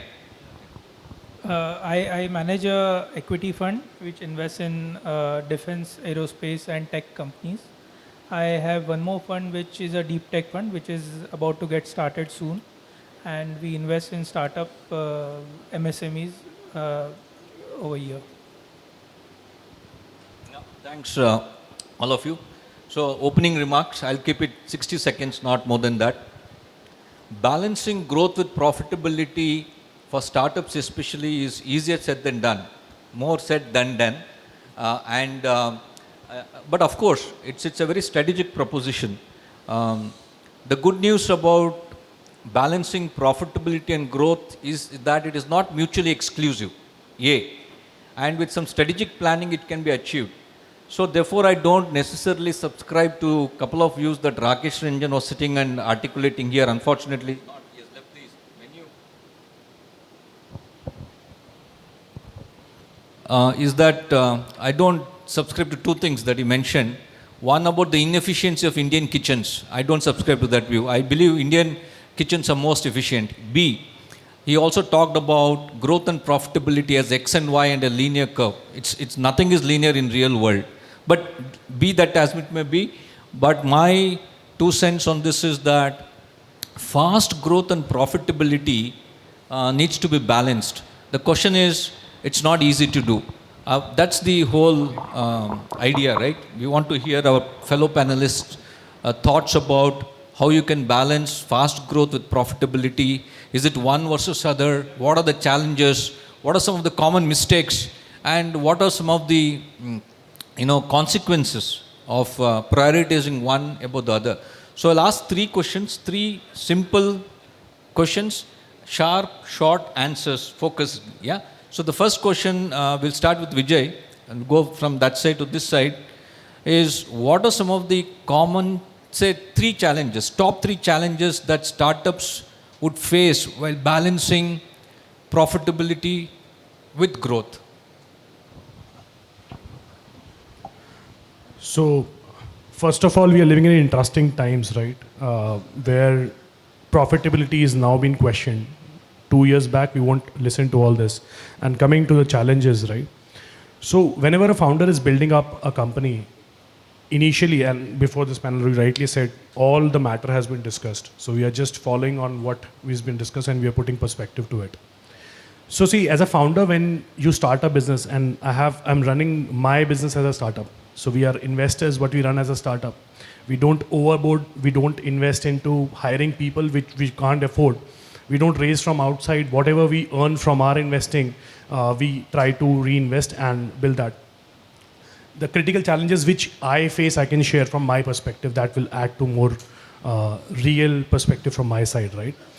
Hiring good talents is a must when you're trying to grow. And someone in the previous panel rightly said that you have to imbibe entrepreneurship, right, in someone. So I try invest my time with my team members to give them entrepreneurship stint so that they can think from my perspective, and I don't have to spend more on hiring more people. They can actually take the baton and take the front end, right?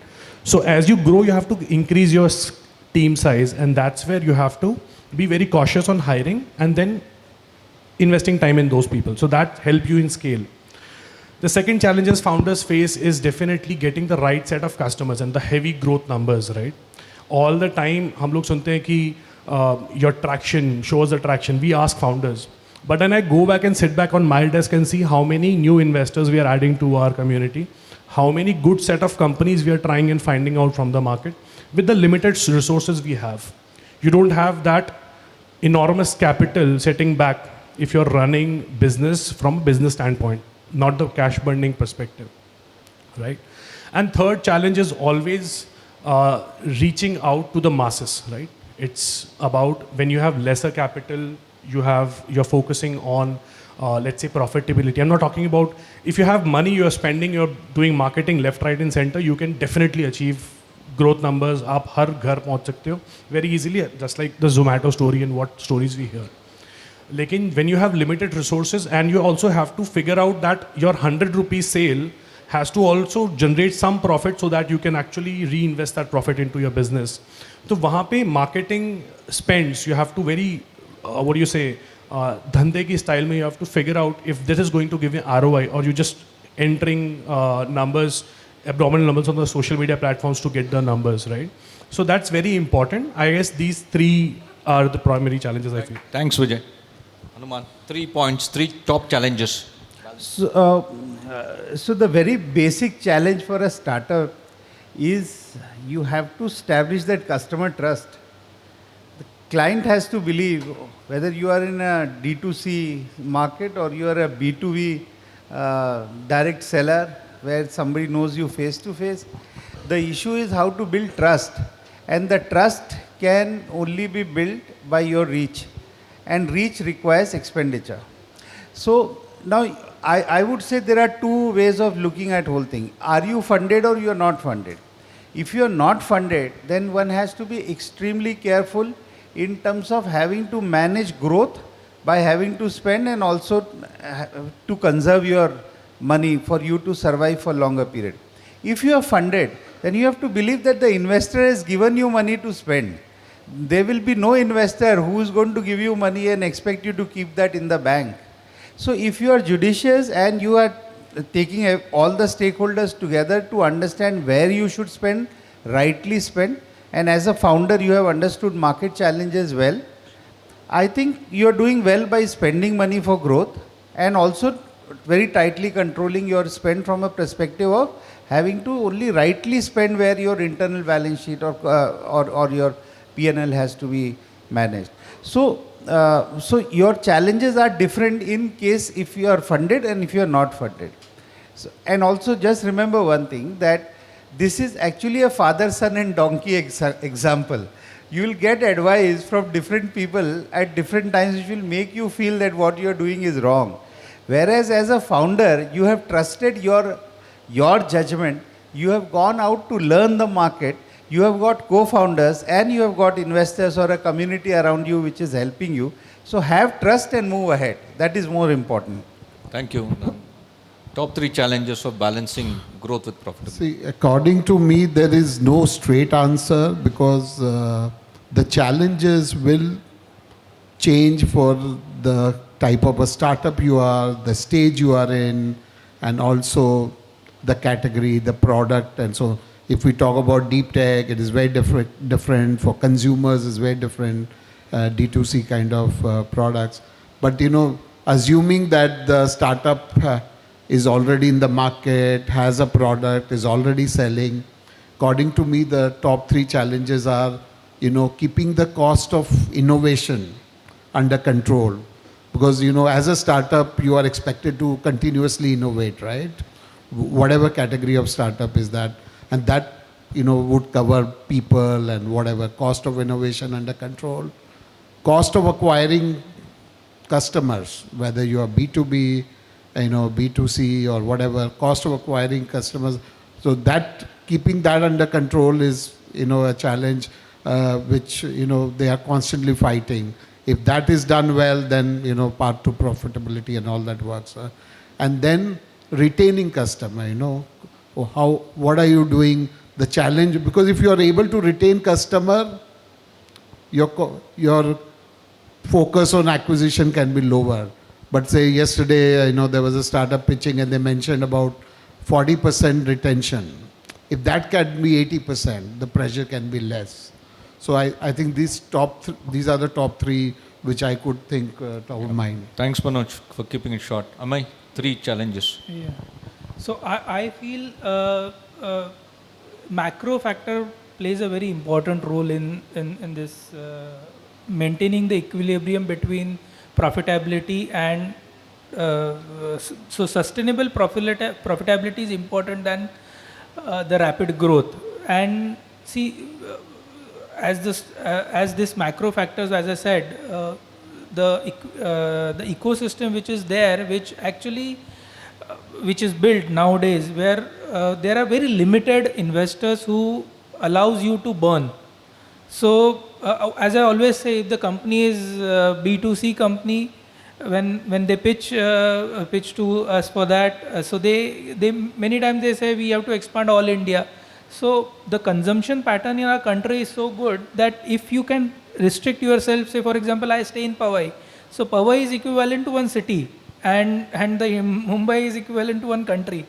So if you restrict to geographical thing and then sustainable profitability, the valuation and the value generation for all stakeholders which people have invested in your company will be good.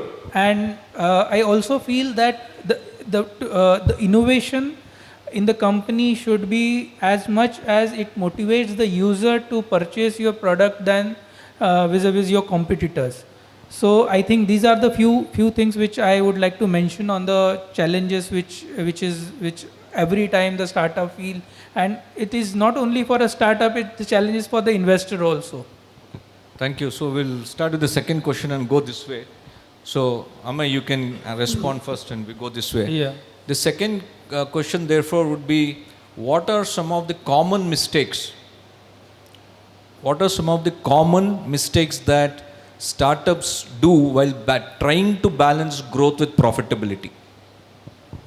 Mistakes could be hiring the wrong team, over expansion. I'm just giving ideas, but yeah, of course. As I said, over expansion is one of the things which startup always feel that we have developed a tech, and because of tech, the scalability is very good. In B2C, I see that over expansion, people are started burning. They may feel that initially the traction is good, we should burn more and we should expand it over there. But over a period of time, if you see a lot of things which actually impact the product. So innovation is also very important. If you compare with with your competitors, and if competitors come with a big check, he may.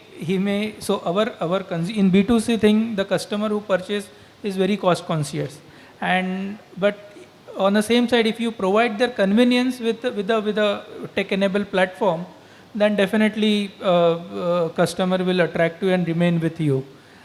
Moreover, this is one thing which I want to say. Plus, as I said, when the market is good, liquidity is high, you can target to reach out to various investors. Even though you don't want to raise funds, you should reaching out to the investor. Investor will keep in mind about your company.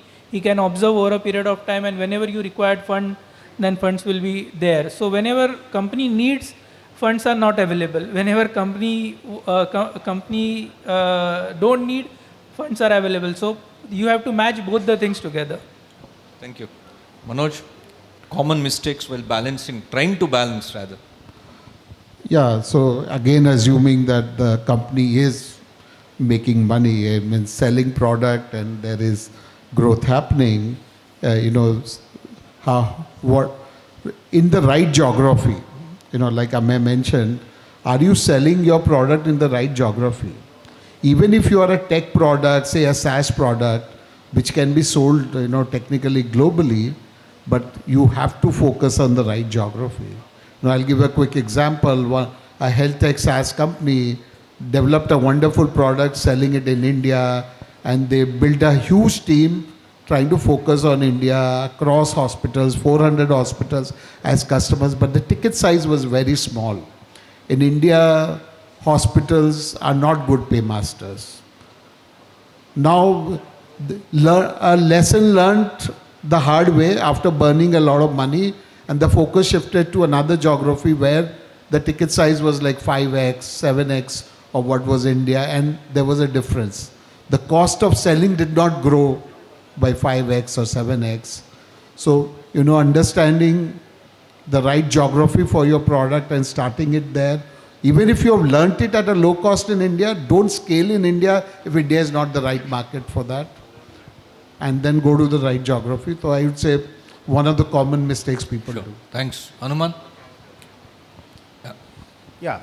So if you look at how startups would usually, and not only just startup, you look at growth companies which are up to 10 years also, you will find very common problems. First and foremost, have they understood the value proposition correctly in terms of what are we solving? And if we are overpossessed with what is our solution in our mind, but it is not solving a very critical problem, so you are not creating buying hooks. And that is what causes a downfall of a company after a sudden rise, initial rise, because you have attracted people with an idea, but it has not converted into a real large scalable business. That is one. Number two, founders are very, very possessive about their technology skills and platforms and develop software development and so on and so forth.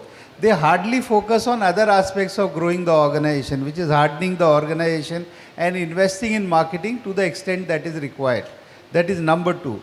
Number three, lot of founders make a mistake in the beginning of not co-creating an organization with the help of other founders who have common skills, mutually exclusive skills. So what happens is the organization puts tremendous pressure of growth on one person, which is also not right.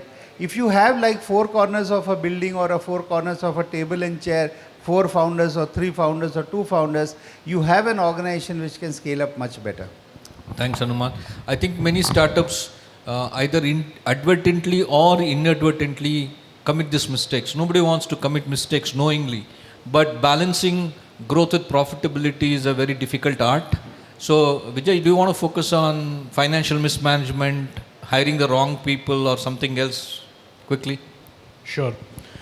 So see, making mistakes is normal, right? It's just the matter of fact, the mistake is how severe the mistake is, right? And the major mistake what people make is they live in la la land. So I call that la la land when everyone, the founder thinks that whatever he's projecting on Excel is excellent.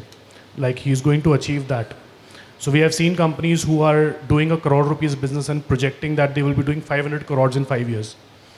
And there is no basis on the back of it, right? And when you try to impress your investors and you start believing it in yourself, right? Then the series of mistakes start happening, and when you realize the time has gone, the investors have lost trust in you, and you have hired a mammoth of people, and that's how we are seeing layoffs happening in last 6 months, which we haven't seen in the last 5 years, right? So when you start believing the wrong Excel projections which you made, and you start doing the steps which is not required for your business, then the series of mistakes start happening, and then you lose the grip on the business. Thanks, Vijay. I think we'll cut short the panel discussion. We had one more question and a Q&A. I think at least we will adhere to the time. It's food for thought is good enough, but food for stomach is equally important. Over to you, ma'am. We are done. Thank you so much. Thank you so much.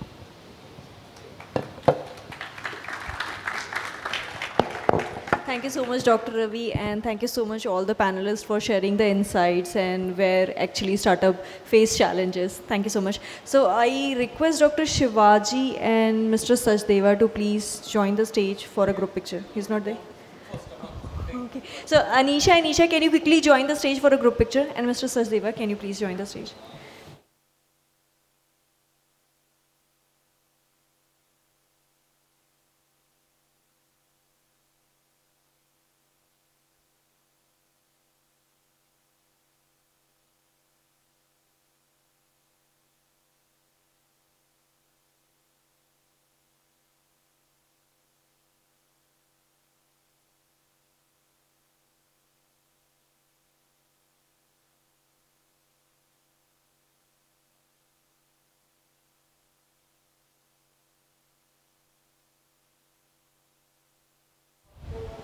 So we are taking a break for lunch. I request all the participants to join back at 2 p.m. We really have a very interesting session at 2 p.m. a panel discussion on the topic unlocking capital, mastering the first check and overcoming fundraising hurdles in the tier 2 city. So I request everyone to please join back at 2 p.m. Thank you.